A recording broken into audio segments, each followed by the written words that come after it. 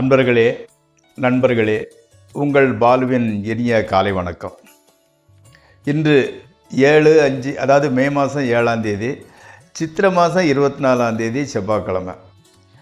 இன்றைக்கி சதுர்த்தசி அதாவது 14ஆம் வரை காலை 11:41 வரை, அதற்கு மேல் அமாவாசை. அஸ்வினி நட்சத்திரம் 3:32 வரை, அதற்கு மேல் பரணி நட்சத்திரம். ராகு காலம் 3லிருந்து 4:30 வரை சாயங்காலம். யமகண்டம் காலையில் 9லிருந்து 10:30 வரை. நல்ல நேரம் அதாவது காலையில் 7:30 to 8:30, சாயங்காலம் 4:30 to 5:30. இப்போது நீங்கள் அணிய வேண்டிய நிறம் சிவப்பு. அணியக்கூடாது பழுப்பு நிறம் அல்லது டார்க் அண்ட் ஷேடோ. இந்த ஜீன்ஸ் எல்லாம் போட்டிங்க இல்லையா, அந்த மாதிரி இது இடுப்புக்கு கீழே விழுது. பேண்ட் இதெல்லாம் கணக்கில் வராது, சட்டு மட்டும்தான் ஆனால் கணக்கில் எடுத்துக்கலாம். அதே மாதிரி நீங்கள் சாப்பிடக்கூடியது பைனாப்பிள் அல்லது கரும்பு ஜூஸ் நல்லது. சந்திராஷ்டமம் கன்னியா ராசிக்காரங்களுக்கு நடந்துக்கிட்டு இருக்குது. இப்போது நம்ம 12 ராசி பலன் நிகழ்ச்சிகள் செல்வதற்கு முன் ஒரு சின்ன விளக்கம். அதாவது ஜாதகத்தினோட லக்கணத்தை வச்சு கேரக்டர் ஸ்டடிங்கிறத சொல்லிக்கிட்டு இருந்தேன். யாரும் பெருசாக இன்ட்ரெஸ்ட் எடுத்துக்கலைங்கிற மாதிரி தெரிஞ்சு உடனே நிப்பாட்டினது பிறகு 2-3 பேர் ஆங்கிள் அதுதான் எங்களுக்கு ரொம்ப இன்ட்ரெஸ்ட்டு, நல்லா இருக்குது, எங்களை பற்றி எங்களோட கேரக்டரை பற்றி தெரிஞ்சுக்கிறது உபயோகமாக இருந்தது, இன்னங்கள் திடீர்னு நின்றுட்டிங்கிறது மாதிரி சொன்னாங்க. சரி, கேரக்டர் வரனால இப்போ புதுசாக ஏதாவது உங்களுக்கு இன்ட்ரெஸ்ட் உள்ளவங்களுக்கு சொல்லணுங்கிறதுனால இப்போ என்ன சொல்ல போகிறோம்னா, மாத பிறப்பு பலன். அதாவது எப்படின்னா, ஒவ்வொரு மாதத்துலேயும் பிறக்கிறாங்க இல்லையா, தமிழ் மாதம். இப்போ உதாரணத்துக்கு ஏப்ரல் 14லேருந்து மே 15 வரைக்கும் அதை சித்திரை மாதம்னு சொல்லுவாங்க இல்லையா, அந்த மாதிரி மாதத்தில் பிறந்தவங்களோட கேரக்டரு, அவங்களோட உடல் அமைப்பு, உணர்ச்சிகள் எப்படி இருக்குங்கிறத லைட்டாக சொல்லிட்டு போகலாம். சும்மா நீங்கள் ஞாபகம் வச்சுக்கிட்ட மாதிரி சொல்லிட்டு போகிறேன். முதல்ல சித்திரை மாதம், அந்த தமிழ் வருஷத்தில் முதல் மாதம் சித்திரை மாதம். சித்திரை மாதம் பிறந்தவங்களோட அமைப்பு எப்படி இருக்கும்னு பார்க்கலாம். இந்த சித்திரை மாதம் பிறந்தவங்களுக்கு முன்கோபம் ரொம்ப ஜாஸ்தியாக இருக்கும். அதே மாதிரி ரோசம் மிக்கவர்கள். அதே மாதிரி எதையுமே அவசரம், உடனே நினச்சதை உடனே நினைத்த முடிப்போங்கிற மாதிரி செஞ்சு முடிச்சிடணும், அந்த மாதிரி மென்டாலிட்டி. ஆத்திரம் கோபமாக வந்துக்கிட்டு இருக்கும். அதிகாரம், நம்ம ஒரு பவருக்கு வரணும், அதிகாரம் பண்ணணும், யாரையும் அதிகாரம் பண்ணுறா இருந்தால் ரொம்ப இன்ட்ரெஸ்ட், நமக்கு கீழே ஒரு 10 பேர் இருக்கணுங்கிற மாதிரி ஒரு மென்டாலிட்டி உடையவங்க. அதே மாதிரி பலாத்காரம், எதையுமே கொடுக்கலன்னா பிடிங்கலாம்னு நினைப்பாங்களே தவிர ரிக்வெஸ்ட் பண்ணுற மென்டாலிட்டிலாம் கிடையாது. போர் புரியும் ஆவல், அந்த காலத்தில் சத்திரியர்கள்னு சொல்லுவாங்களே, பெரும்பாலும் அந்த மாதிரி செவ்வாயின்னு சொல்லக்கூடிய கிரகத்து அம்சத்தில் தான் பிறந்தவங்க. அதே மாதிரி போர் புரியும், எதையும் யுத்தம் பண்ணணுங்கக்கூடிய ஒரு ஆவல் உடையவங்க. பிறரை அடக்கி ஆள வேண்டுமென்ற ஒரு நோக்கம் இருந்துக்கிட்டு இருக்கும். அதே மாதிரி அசட்டு தைரியம் பெரும்பாலும் இருக்கும். என்னத்தில் நடந்துட போது பார்த்துடலாம் அப்படிங்கிற மாதிரி. ஆமாம், அதனால் நீங்கள் கொஞ்சம் யோசித்து தான் முடிவெடுக்கணும்.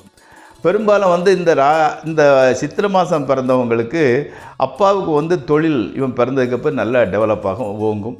அம்மாவுக்கு மட்டும் அப்பப்போ உடலில் பிரச்சனையை கொடுத்துக்கிட்டு இருந்துக்கிட்டு இருக்கும். இவர் வளர வளர அவங்களோட குடும்ப சிறப்பு ரொம்ப கூடும், ஓங்கிடும்னு சொல்லலாமே. அதே மாதிரி அவங்க வீட்டில் எப்படின்னா இவங்க புதுமை விரும்பின்னு சொல்லுவாங்க. பழைய மாதிரி இதெல்லாம் மாற்றிட்டு புதுமையாக எல்லாத்தையும் உருவாக்கிடுவார். அதே மாதிரி மீடியம் வயசு, நடுத்தர வயசு, அற்ப வயசில் இறக்குறது இல்லை ரொம்ப குடு கலவனால மீடியம் வயசில் உடையவங்க. அதே மாதிரி அவங்களோட போன்ஸ் ரொம்ப ஸ்ட்ராங்காக இருக்கும். அதாவது அந்த இடத்துல சித்திரை மாதம் சூரியன் அந்த உச்சம் பெறதுனால போன்ஸ் ரொம்ப ஸ்ட்ராங்காக இருந்துக்கிட்டு இருக்கும். அதே மாதிரி உருண்டு திரண்ட பலமான ஒரு உடல் கட்டு உடையவங்க. நெற்றி விசாலமாக இருந்துக்கிட்டு இருக்கும். புருவம் அடர்த்தியாக இருக்கும். பல்லு கொஞ்சம் பெருசாக இருந்துக்கிட்டு இருக்கும். சிலருக்கு தலையே பெருசாக இருந்துக்கிட்டு இருக்கும். இவங்க தாடி மீசைக்கு முக்கியத்துவம் கொடுப்பார். ஒவ்வொரு தடையும் ஒவ்வொரு மாதிரி தாடி வைப்பார், மீசை வைப்பார், அதுக்கு இம்பார்ட்டன்ஸ் கொடுக்கக்கூடியவர். ஸோ இப்போதைக்கு கொஞ்சம் சொல்லியிருக்கிறதால நாளை மீண்டும் அதை பற்றிய சில விளக்கங்கள், சில குறிப்புகள் சொல்கிறேன். இப்போது ராசிபலன் நிகழ்ச்சிக்குள் செல்வோம். இந்த ராசிபலன் நிகழ்ச்சி உங்களுக்கு பயனுடையதாக இருந்தால் தயவுசெய்து சப்ஸ்கிரைப் செய்யவும், நண்பர்களுடன் பகிர்ந்து கொள்ளவும்.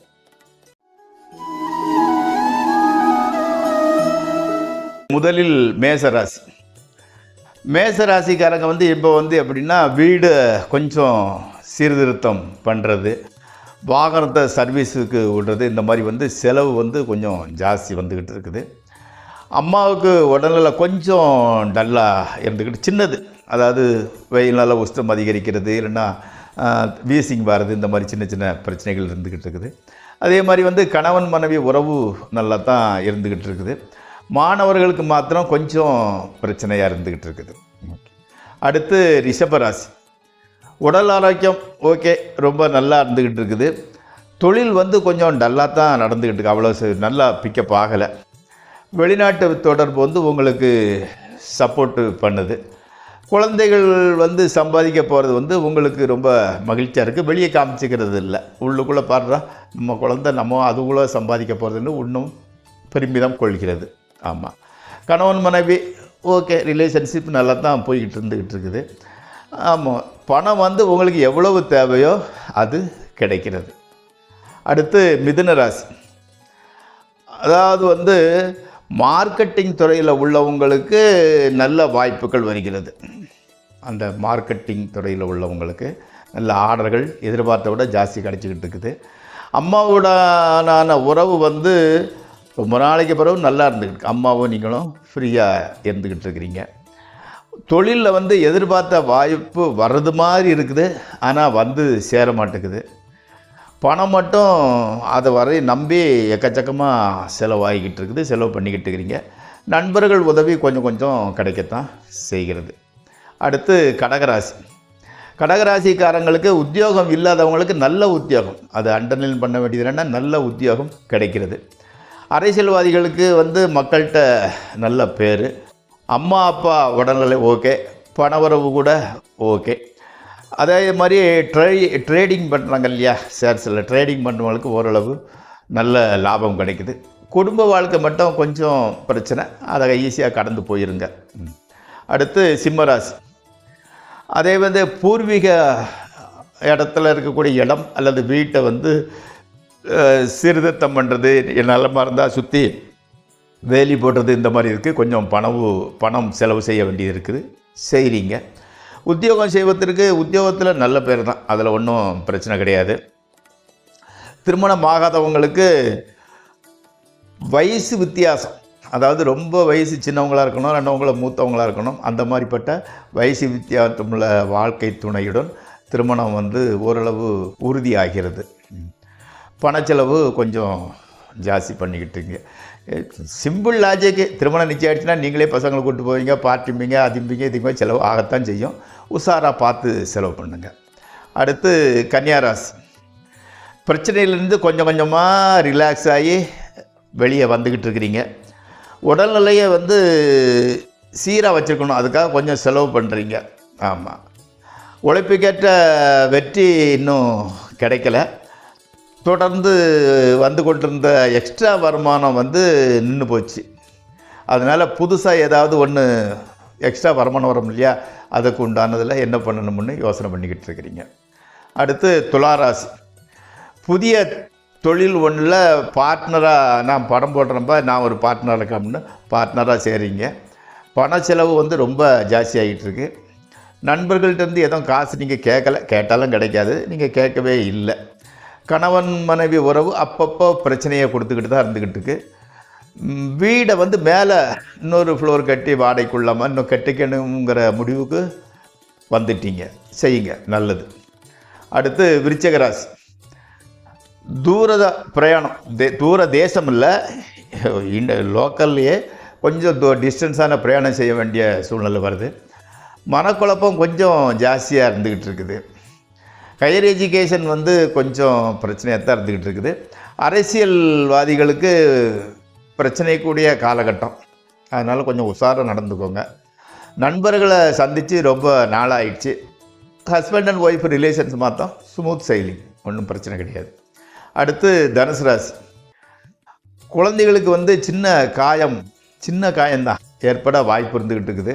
பயப்பட வேண்டியதில்லை, சின்ன காயம் இருக்குது, உஷாராக இருந்துக்கோங்க. அரசியல் கட்சி தொண்டர்களுக்கு பொறுப்பு ஒன்று கீழ்மட்டத்திலே இருந்துக்கிட்டு இருந்தீங்க, உங்களுக்கு ஒரு புதிய பொறுப்பு ஒன்று வந்து சேர்கிறது. புதிய இன்டர்வியூ வருது. நீண்ட உழைப்பிற்கு பிறகு பணம் வர வேண்டியது வந்து சேர்ந்துடுச்சு. உங்களுக்கு மகிழ்ச்சியாக உணர்றீங்க, சந்தோஷம். அடுத்து மகர ராசி. மனைவி பெயரில் வாகனம் ஒன்று வாங்கணும்னு நினைக்கிறீங்க, வாங்குறீங்க. குழந்தை இல்லாதவங்களுக்கு குழந்தை பாக்கியத்திற்கான பாசிட்டிவ் ரிசல்ட்டு கிடைக்கிறது. மனசுக்கு ரொம்ப சந்தோஷம். பெற்றோரோட உடல்நிலை கூட நல்லா தான் இருந்துக்கிட்டு இருக்குது. இன்றைக்கி உபவாசம் இருந்தால் ரொம்ப நல்லது. அடுத்து கும்பராசி. கடன் பிரச்சனைலேருந்து கொஞ்சம் ரிலீஃப் ஆகிறீங்க. தற்சமயம் மைண்டு கூட ஃப்ரெஷ்ஷாக இருந்துக்கிட்டு இருக்குது. அதாவது எதிரிகளை கூட என்னென்னா பேச விடாமல் பண்ணிடுதீங்க, அந்த சாமர்த்தியம் உங்களுக்கு இருந்துக்கிட்டு இருக்கு. ஆனால் மனைவிட்ட மட்டும் கொஞ்சம் கோபமாக தான் நடந்துக்கிறீங்க. ஆமாம். அதே மாதிரி நண்பர்களோட பிக்னிக் மாதிரி ஒரு ஷார்ட் டூர் போகிறீங்க. உத்தியோகத்தில் பிரச்சனை ஒன்றும் கிடையாது, சுமாரான நாள். பெரிய அளவுக்கு பிரச்சனையும் இல்லை, ரொம்ப அதிர்ஷ்டமும் கிடையாது. மீன ராசி. புதிய விஐபி ஒருத்தரோட அறிமுகம் உங்களுக்கு கிடைக்குது. அதனால் பணவரவு ஓகே. உத்தியோகத்தில் சின்ன இடமாற்றம் இருக்கிறதுக்கு உண்டான வாய்ப்பு இருந்துக்கிட்டு இருக்குது. மனம் கொஞ்சம் உற்சாகமாக தான் இருந்துக்கிட்டு இருக்குது.